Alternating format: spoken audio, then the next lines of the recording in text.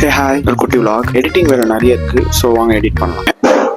இவ்வளோ சத்தமாக இருந்தால் எப்படி வீடியோ எடுப்பேன்? செம்ம கடுப்பாக இருக்கு. பக்கத்தில் வீடு கட்டிட்டு இருக்காங்க, ஃபுல்லாக சத்தமாக இருக்கும், ஒன்றுமே பேசவே முடியல.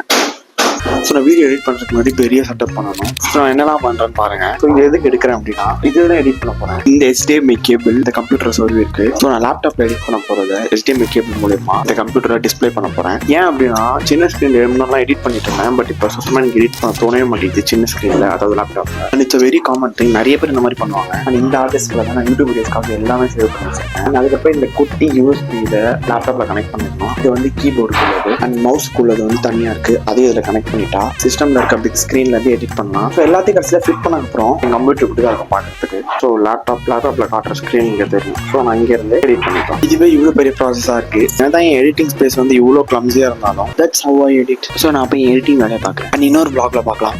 பை.